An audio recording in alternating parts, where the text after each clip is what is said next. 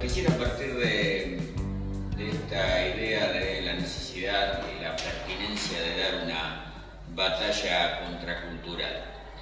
Creo que efectivamente se trata de eso, es decir, cuando discutimos o si tratamos de discutir el presente y el futuro cercano de la educación en la Argentina, creo que, como en otros campos, nos enfrentamos a una trayectoria ya de varias décadas donde la presión fundamental es hacia la privatización o hacia, donde no es posible la privatización directa, una especie de pauperización del servicio que brinda el Estado, donde se batalla sobre el sentido común con la idea de que aquello que brinda el Estado como servicio, como actividad, es solo para aquellos que no pueden pagar un servicio privado. Buena parte de los expertos, con comillas o sin ellas, que se presentan hoy como defensores de la educación pública, pese a todo, parten de este supuesto. No, y esto le hace mucho mal a la educación pública, que es precisamente a donde van los chicos cuyos padres no pueden pagar. Listo. Derrota absoluta, si eso se impone. No sé, absoluta, ninguna derrota absoluta, pero derrota importante si esto se termina de imponer. Porque sí, tenemos que tener la mejor educación pública posible para garantizar la igualdad de oportunidades, porque hay muchos chicos que no pueden pagar una educación privada. Punto. Está ya en segundo nivel. Y creo que esto tiene que ver con la larga evolución de un sentido común. El sentido común, al menos en términos de Gramsci, siempre es algo que, además de ser fragmentario, poco riguroso, a veces repetitivo, con visos de arbitrariedad, etc., pero es fundamentalmente conservador. El sentido común tiene que ver con lo que se va transmitiendo, incluso en términos intergeneracionales y con muchos sedimentos en lo que apunta la religión y las supersticiones y las tradiciones no muy delimitadas, etc. Y sobre ese sentido común trabajan los representantes de la ideología dominante, trabajan los representantes del poder para afianzar conceptos que sean funcionales a sus políticas. Esto tiene que ver con los fenómenos que Gramsci abarcaba bajo el rótulo tan conocido y a veces bastante bastardeado, mal comprendido, de la hegemonía o de la lucha por la hegemonía. Las clases dominantes reproducen, mantienen, defienden, amplían su capacidad de dominación por medio de la construcción de hegemonía, de expandir su visión del mundo en los sectores subalternos, en las clases explotadas, dominadas o como lo querramos llamar. Cuando el modo y la intención con que se habla de educación en la Argentina en los medios dominantes, y acá se señalaba bien cómo se construye en torno al sentido común, tiene muchísimo que ver con la implantación y ampliación y afianzamiento de la hegemonía de la clase dominante en la Argentina. En última instancia, la hegemonía del gran capital. Bajo aspectos aparentemente muy inconexos, se trata de imponer el tipo de educación que en última instancia, no es inmediato, no es lineal, pero que en última instancia le conviene a los dueños del capital, le conviene a el núcleo de las clases dominantes. La hegemonía, en términos de Gramsci, no en términos de la clave y los teóricos posteriores, la hegemonía en términos de Gramsci es la hegemonía ejercida a favor de los intereses de las clases económicamente dominantes, no es otra cosa. Un tema que me parece central es ver cómo se opera en generar o en fortalecer una educación privada dirigida ya no solo a trabajadores, a las clases subalternas, sino incluso a esos sectores que a ellos les gusta llamar vulnerables para usar eufemismos descalificantes bajo un aspecto de corrección corrección política. Hoy hay cada vez más una educación privada para pobres. Y esto hay que verlo. Esto no existía, pero no era común hace 20 o 30 años. Hoy hay educación privada para pobres y hoy hay, por ejemplo, educación secundaria privada para pobres que capta a los padres de alumnos de la primaria pública que por alguna razón o por varias están disconformes con esa educación y captan al alumnado de ahí. ¿Y qué reproducen sobre todo esas escuelas? En primer lugar, una noción de orden. Ahí hay uniforme. Lo escucho todos los días, me dicen, las chicas de la escuela que vos mandás a tu hija van vestidas de cualquier manera, se pintan, qué sé yo. Claro, ellos tienen a las hijas con la pollerita cuadriculada y las medias verdes y los mocasines bajitos y los padres eligen precisamente eso, una idea de orden, de seguridad, de disciplina. Y en el medio se comen la catequesis obligatoria y la misa de los domingos a la mañana casi obligatoria, como en las mejores épocas de nuestras abuelas. Todo eso sigue existiendo. Entonces,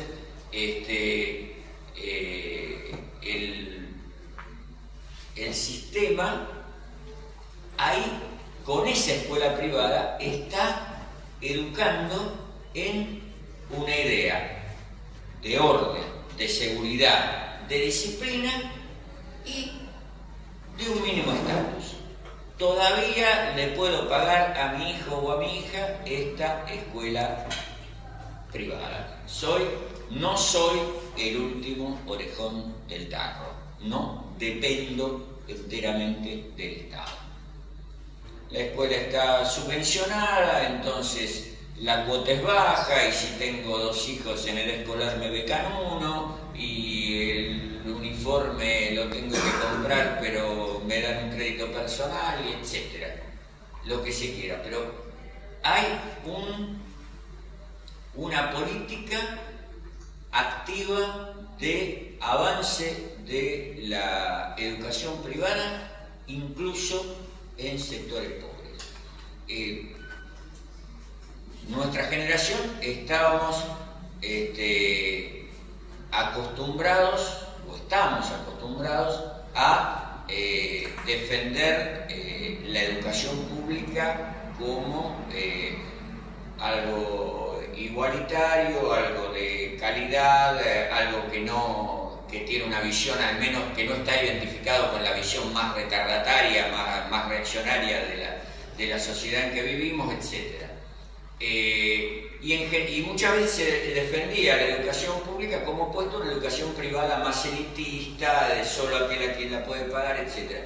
Hoy creo que eso se está modificando y tenemos también educación privada para pobres y la idea en el fondo es que efectivamente la educación estatal, porque como dice Macri, públicas son todas, que la educación estatal, que deje de identificarse como pública, sea para aquellos que no tienen otro remedio, que no pueden pagar otra cosa. Lo que durante mucho tiempo se aplicó en la salud pública, por ejemplo, obras sociales mediante, entre otros elementos. El hospital es para el que no tiene más remedio que irse a morir ahí, muchas veces literalmente, por más que haya excelentes hospitales, por supuesto. Están ellos en la batalla para terminar de imponer esto. La educación pública es algo para el que no tiene más remedio que mandar a su hijo a la educación gratuita. Susana mencionaba el tema de las escuelas charter, que era un viejo proyecto del ministro Liach, que seguramente todos recordarán. Ese camino podría ser otro camino más, es decir,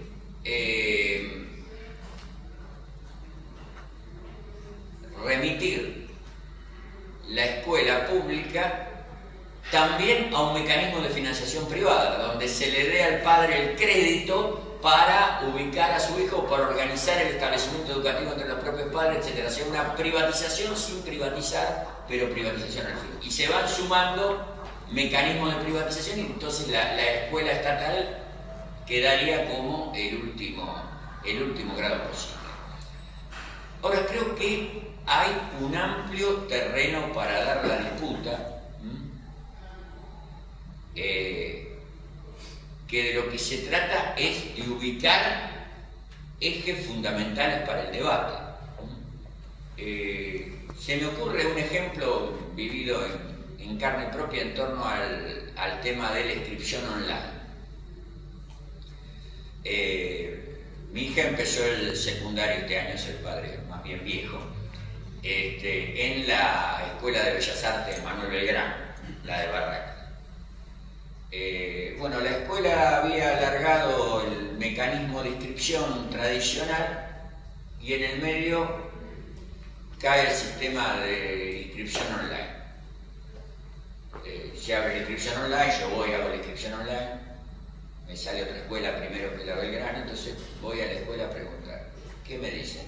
Eso acá no corre, porque nosotros somos una escuela que siempre hemos recibido chicos de fuera de la ciudad, porque ni Avellaneda ni Lanús tienen una escuela de artes visuales. Por otra parte, nosotros tomamos examen de aptitud. ¿Cómo vamos a compatibilizar el examen de aptitud con la inscripción online? ¿Qué hacemos? Entonces, al que da bien la aptitud y no sale en la online, no lo ingresamos, y al que la da mal, sí, etc. Se revelaron, ¿y quiénes entraron a la escuela? Los que dieron el examen de aptitud y se inscribieron con el antiguo. Obviamente, en algún momento el gobierno de la ciudad habrá decidido comerse el sapo y no hacer horas, pero la cuestión es que no se aplicó el régimen de inscripción online. Parece un pequeño ejemplo práctico de ciertas batallas que se pueden dar. Ni siquiera hubo un conflicto, ni siquiera hubo necesidad de tomar nada, ni de hacer ninguna huelga especial. Seguramente habrá habido alguna agarrada entre los directivos de la escuela y autoridades del Ministerio de Educación porteño, o no sé. Pero creo que hay que dar esos campos de disputa, decir, tratar de armar claramente el discurso de qué se gana y sobre todo qué se pierde con la pérdida de autonomía, por ejemplo, de los padres para elegir la escuela de sus hijos, porque eso es potencialmente catastrófico. Me acuerdo, diálogo mío con mi mujer, cuando no sabíamos bien qué iba a pasar con esto de la escuela, y mi mujer me dice, no, pero si no la podemos inscribir en la Belgrano, ¿qué la vamos a mandar? ¿Al bachillerato de porquería que está acá a 3 cuadras? No, elegí una privada, me dice. Le digo, vamos, pero... ¿Cómo? Claro, ahí estaba el efecto claro. Me dice, claro, esta escuela que está acá no me gusta, le van a inscribir en él, y elegí una privada.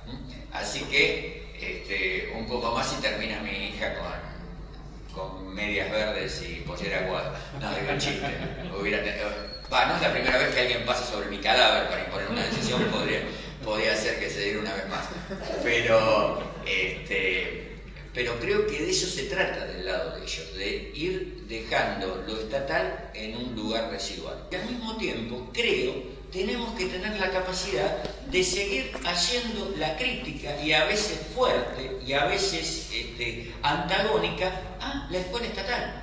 Esto que yo mencionaba antes, del tipo de programas que se aplican en la estatal y en la privada, pero creo que no tenemos que tener ni la ingenuidad sarmientina, entre comillas, ni el fatalismo determinista, es decir, ni encerrarnos en que vivimos en un estado burgués, por lo tanto la escuela es la escuela de la burguesía, por lo tanto es un tipo Althusser, ¿no? Por más que los maestros de primaria crean que están haciendo otras cosas, lo que están haciendo es reproducir el sistema. Por más que digan que el Che Guevara es el héroe de la revolución latinoamericana, lo que están haciendo es apuntalar el sistema de dominación, la ideología burguesa, etc. No es tan así, pero tampoco se puede seguir operando sobre la idea de que la ley 1420 fue un programa democrático de igualación, etc. La ley 1420 la produjo al mismo tiempo el mismo Estado que exterminaba a los indios en La Pampa, en la Patagonia y en el Chaco, y fueron los mismos funcionarios, a veces con nombre y apellido en el mismo lugar, en la misma dirección, ¿no? E incluso hay temas importantes a poner en disputa en la educación argentina en general. Por ejemplo, en muchos aspectos no ha variado la concepción de patriotismo y la concepción de identidad nacional que se sigue impartiendo en las escuelas primarias. Tenemos tan naturalizado algunos aspectos, bueno, ustedes son docentes, seguramente no lo tienen tan naturalizado, pero digamos, desde el público en general, de los padres, está muy naturalizado, parece lógico, normal y lo único posible, la estructura, la sistematización que tiene el patriotismo en las escuelas primarias, y sigue entrando la bandera de ceremonias y seguimos entonando con profunda unción patriótica las estrofas del himno nacional argentino, y eso lo reglamentó José María Ramos Mejía, que era un intelectual positivista y conservador a principios del siglo XX, y todo sigue ahí y nadie lo cuestiona. Porque argentinos somos todos, y porque la nación y la patria no se discuten, y porque las clases sociales no existen. Entonces, ¿cómo vamos a decir que esa forma de inculcar el patriotismo responde a una forma burguesa, reaccionaria, racista de imponer la idea de argentinidad? Son debates que hay que dar, que hay que aprender a dar, porque es justamente hay que darlos porque es difícil darlos. Generalmente suele ocurrir así. Las discusiones más necesarias son difíciles de dar. ¿Por qué? Porque quienes tienen el poder se ocupan de volver difíciles las discusiones de los temas realmente importantes. Como para ir cerrando,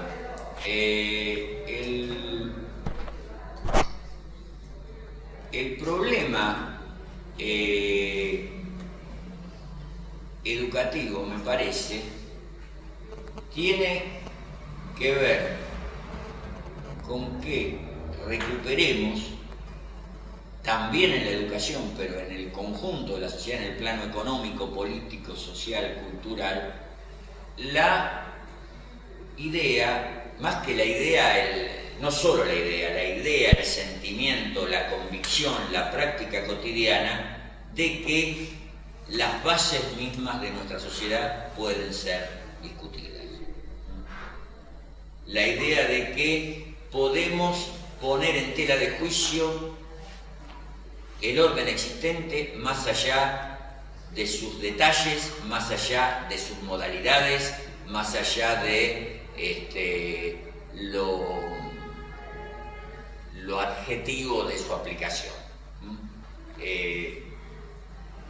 Les pongo un ejemplo grueso. En una sociedad donde casi todos aceptan que no se puede discutir la necesidad de pagar la deuda externa, incluso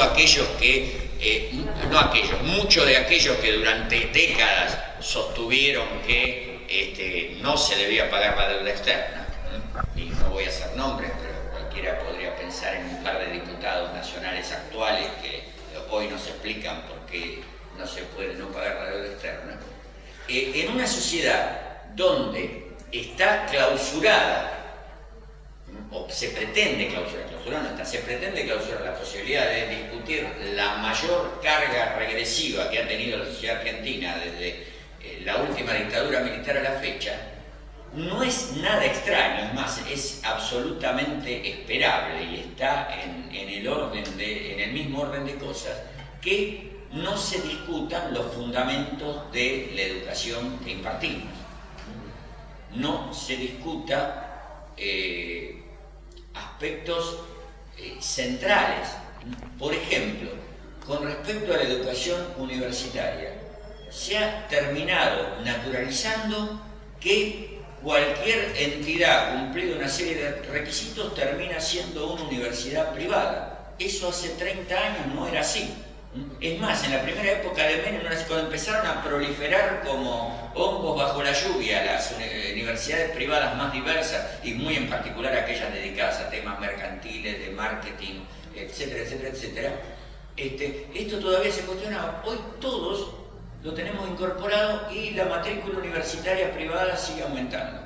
Se han tomado medidas en otra dirección, con intereses diversos, como es la creación de las universidades nacionales que se han creado en el conurbano, que creo que más allá de las limitaciones se les puede señalar muy felizmente, porque introdujeron una novedad, un soplo de vida en la educación universitaria pública, pero hoy no está en el debate quién, cómo y por qué puede dar educación universitaria privada y qué carreras coloca y qué requisitos establece y qué cuotas cobra, etcétera, etcétera. Esto se discute, no digo que no se discute en ámbitos cerrados, en ámbitos de especialistas, pero a nivel de la sociedad en general no se discute. Y esto penetra en todos los ámbitos. Yo, entre otras cosas, trabajo en la Biblioteca Nacional, organismo público, estatal por antonomasia, existe desde la revolución, meses después de la revolución de mayo de 1810. Bueno, la Biblioteca Nacional está llena de empleados que estudian en universidades privadas, asignaturas o carreras que ellos creen que tienen que ver con el trabajo que hacen en la Biblioteca Nacional. Nada, y a nadie se le mueve un pelo. Y no hay nadie en la Biblioteca Nacional que diga, lo dijimos la otra vez, pero no había nadie en la Biblioteca Nacional que diga, ¿por qué no hacemos algo de orientación vocacional para los empleados, tratando de inducir que hagan otras elecciones, que estudien bibliotecología, que se den en instituciones públicas? No, los que trabajan en relaciones públicas e institucionales van al curso de protocolo y ceremonial que dicta la UCE. Y, digamos, está naturalizado y sigue en avance que la educación privada brinda oportunidades, herramientas que la educación pública no brinda, incluso en el terreno universitario. Hace unas décadas nadie dudaba de que la mayoría de las universidades privadas eran más fáciles, y como más fáciles eran más caras y eran una especie de lugar residual, sacando algún módulo de élite como podía ser la Católica en alguna que otra carrera o la de Belgrano en alguna que otra carrera. Hoy se avanza en el sentido contrario. La universidad privada vale la pena por montones de cosas, y vale la pena incluso si uno trabaja en el Estado para adiestrarse en el trabajo estatal. Una cosa que parece muy insólita, pero que en algunos ámbitos se da así. Gramsci advertía que él le daba un lugar central a la categoría de los intelectuales, pero al mismo tiempo que le daba un lugar central, le asignaba una amplitud al concepto muy diferente a la que existía en la época y a la que estamos acostumbrados a manejar hasta el día de hoy. Para Gramsci, intelectual era, dicho con atroz simplificación, todo aquel que en todo o en parte trabajaba con el pensamiento, todo aquel que se desenvolvía en el terreno de los conocimientos, de las ideas, etc. Desde el maestro de escuela hasta el escritor de fama mundial y desde el político de alcance nacional al militante de base del más pequeño y marginal de los partidos políticos. Todos para él eran intelectuales. Y creo que si tomamos el término intelectual en el amplio alcance gramsciano, tenemos que preguntarnos todo el tiempo qué intelectuales estamos formando y qué intelectuales necesitaríamos formar. ¿Dónde, cómo y para qué? Creo que hay posibilidades de establecer iniciativas de debate, quizás no con ese título que intelectualmente estamos formando, porque es algo que para el sentido común quiere decir otra cosa.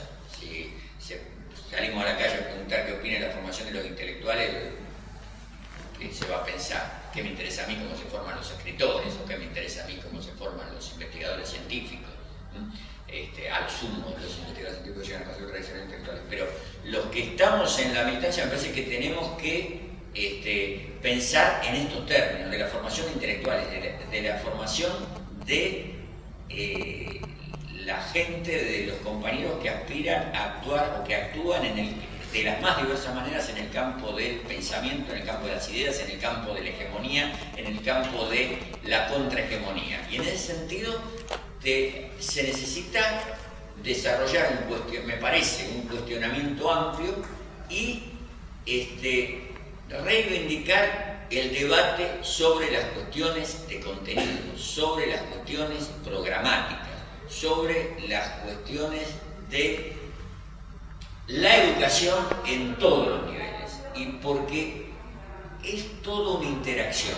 Yo creo que pertenece al mismo campo de ideas el hecho de que un doctorado en cualquier universidad norteamericana desconocida convierta a esa persona en alguien que se doctoró en el exterior, y nadie se ponga a ver si la Universidad Municipal del Este de Massachusetts es mejor que la UBA para estudiar historia, por ejemplo, y se pasa a hacer un doctorado en el exterior. Se parte de ahí y se termina con el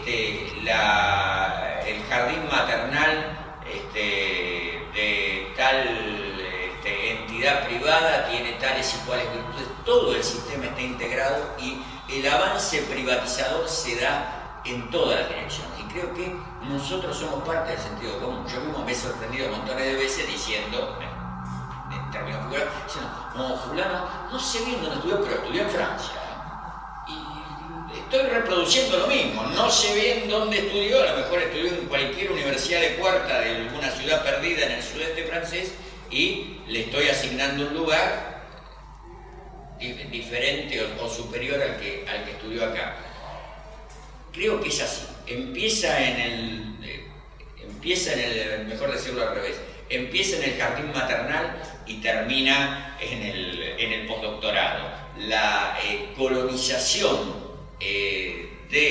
la colonización privatista no en términos solo jurídicos, no en términos solo formales, sino privatista de fondo, de promoción del individualismo, de la competencia despiadada, de la adaptación a los objetivos de vida del capitalismo, etc. Eso se expande en el conjunto de la sociedad y en todos los niveles de la educación, y de eso es lo que creo tenemos que combatir.